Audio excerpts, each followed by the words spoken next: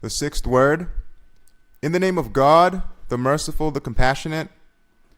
Verily God has purchased from the believers their persons and their property, that paradise might be theirs. If you wish to understand how profitable a trade it is, and how honorable a rank to sell one's person and property to God, to be his slave and his soldier, then listen to the following comparison. Once a king entrusted each of two of his subjects with an estate, including all necessary workshops, machinery, horses, weapons, and so forth. But since it was a tempestuous and war-ridden age, nothing enjoyed stability. It was destined either to disappear or to change. The king, in his infinite mercy, sent a most noble lieutenant to the two men, and by means of a compassionate decree, conveyed the following to them. Sell me the property you now hold in trust, so that I may keep it for you. Let it not be destroyed for no purpose. After the wars are over, I will return it to you in a better condition than before. I will regard the trust as your property and pay you a high price for it. As for the machinery and the tools in the workshop, they will be used in my name and at my workbench. But the price and the fee for their use shall be increased 1,000-fold. You will receive all the profit that accrues. You are indigent and resourceless, and unable to provide the cost of these great tasks. So let me assume the provision of all expenses and equipment and give you all the income and the profit. You shall keep it until the time of demobilization. So see the 5 ways in which you shall profit. Now, if you do not sell me the property, you can see that no one is able to preserve what he possesses, and you too will lose what you now hold. It will go for nothing, and you will lose the high price I offer. The delicate and precious tools and scales, the precious metals waiting to be used, will also lose all value. You will have the trouble and concern of administering and preserving, but at the same time be punished for betraying your trust. So see the 5 ways in which you may lose. Moreover, if you sell the property to me, you become my soldier and act in my name. Instead of a common prisoner or irregular soldier, you will be the free lieutenant of an exalted monarch.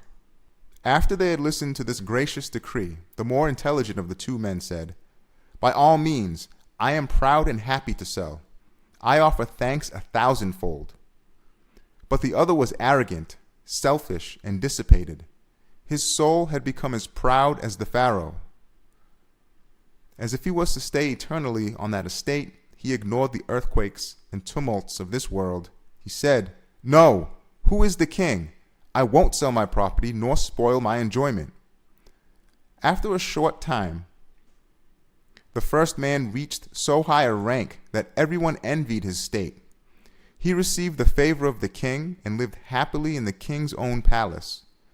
The other, by contrast, fell into such a state that everyone pitied him, but also said he deserved it, for as a result of his error, his happiness and property departed, and he suffered punishment and torment. O soul, full of caprices, look at the face of truth through the telescope of this parable. As for the king, he is the monarch of pre-eternity and post-eternity, your sustainer and creator. The estates, machinery, tools, and scales are your possessions while in life's fold. Your body, spirit, and heart within those possessions, and your outward and inward senses, such as the eye and the tongue, intelligence and imagination. As for the most noble lieutenant, it is the noble messenger of God, and the most wise decree is the wise Quran, which describes the trade we are discussing in this verse. Verily God has purchased from the believers their persons and property, that paradise might be theirs. The surging field of battle is the tempestuous surface of the world, which ceaselessly changes, dissolves, and reforms, and causes every man to think. Since everything will leave our hands, will perish and be lost, is there no way in which we can transform it into something eternal and preserve it? While engaged in these thoughts, he suddenly hears the heavenly voice of the Quran saying, Indeed there is, a beautiful and easy way which contains 5 profits within itself. What is that way? To sell the trust received back to its true owner. Such a sale yields profit 5-fold. The first profit. Transient property becomes everlasting. For this waning life, when given to the eternal and self-subsistent Lord of glory and spent for his sake, will be transmuted into eternity. It will yield eternal fruits. The moments of one's life will apparently vanish and rot like kernels and seeds. But then the flowers of blessedness and auspiciousness will open and bloom in the realm of eternity, and each will also present a luminous and reassuring aspect in the intermediate realm. Second profit. The high price of paradise is given in exchange. Third profit. The value of each limb and each sense is increased 1,000-fold. The intelligence is, for example, like a tool. If you do not sell it to God Almighty, but rather employ it for the sake of the soul, it will become an ill-omened, noxious, and debilitating tool that will burden your weak person with all the sad sorrows of the past and the terrifying fears of the future. It will descend to the rank of an inauspicious and destructive tool. It is for this reason that a sinful man will frequently resort to drunkenness or frivolous pleasure in order to escape the vexations and injuries of his intelligence. But if you sell your intelligence to its true owner and employ it on his behalf, then it will become like the key to a talisman, unlocking the infinite treasures of compassion and the vaults of wisdom that creation contains. It will thus rise to being a dominical guide, preparing its owner for eternal bliss. To take another example, the eye is one of the senses, a window through which the spirit looks out on this world. If you do not sell it to God Almighty, but rather employ it on behalf of the soul by gazing upon a handful of transient, impermanent beauties and scenes, it will sink to the level of being a pander to lust and the concupiscent soul. But if you sell the eye to your all-seeing Maker and employ it on his behalf and within limits traced out by him, then your eye will rise to the rank of a reader of the great book of being, a witness to the miracles of dominical art, a blessed bee sucking on the blossoms of mercy in the garden of this globe. Yet another example is that of the tongue and the sense of taste. If you do not sell it to your wise Creator, but employ it instead on behalf of the soul and for the sake of the stomach, it sinks and declines to the level of a gatekeeper at the stable of the stomach, a watchman at its factory. But if you sell it to the generous provider, the sense of taste contained in the tongue will rise to the rank of a skilled overseer of the treasuries of divine compassion, a grateful inspector in the kitchens of God's eternal power. So look well, O intelligence. See the difference between a tool of destruction and the key to all being. And look carefully, O eye. See the difference between an abominable pander and the learned overseer of the divine library. And taste well, O tongue. See the difference between a stable doorkeeper or a factory watchman and the superintendent of the treasury of God's mercy. Compare all other tools and limbs to these, and then you will understand that in truth the believer acquires a nature worthy of paradise, and the unbeliever a nature conforming to hell.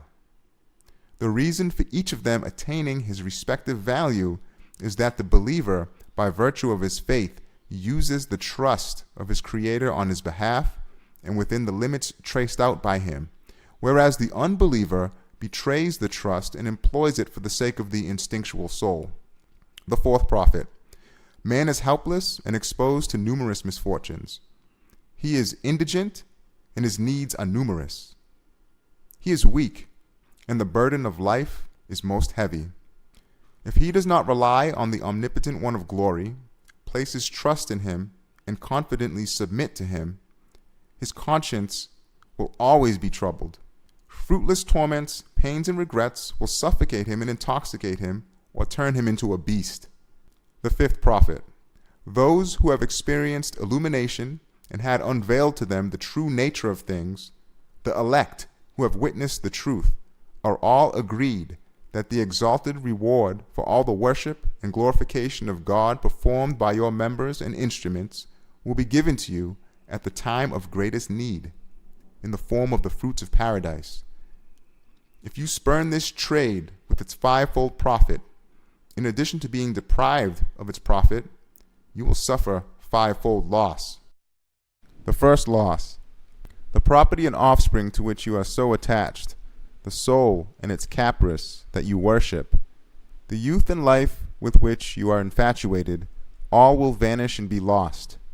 Your hands will be empty, but they will leave behind them sin and pain, fastened on your neck like a yoke. The second loss: you will suffer the penalty for betrayal of trust, for you will have wronged your own self by using the most precious tools on the most worthless objects. The third loss: by casting down all the precious faculties of man to a level much inferior to the animals, you will have insulted and transgressed against God's wisdom. The fourth loss: in your weakness and poverty, you will have placed the heavy burden of life on your weak shoulders, and will constantly groan and lament beneath the blows of transience and separation. The fifth loss: you will have clothed in an ugly form, fit to open the gates of hell in front of you, the fair gifts of the compassionate ones, such as the intelligence, the heart, the eye, and the tongue, given to you to make preparation for the foundations of everlasting life and eternal happiness in the hereafter. Now, is it so difficult to sell the trust? Is it so burdensome that many people shun the transaction? By no means. It is not in the least burdensome. For the limits of the permissible are broad, and are quite adequate for man's desire. There is no need to trespass on the forbidden. The duties imposed by God are light and few in number. To be the slave and soldier of God is an indescribably pleasurable honor. One's duty is simply to act and embark on all things in God's name, like a soldier, to take and to give on God's behalf, to move and be still in accordance with His permission and law. If one falls short, then one should seek His forgiveness. Say, O Lord, forgive our faults and accept us as your slaves. Make us sure holders of your trust until the time comes when it is taken from us. Amen. And make petition unto Him.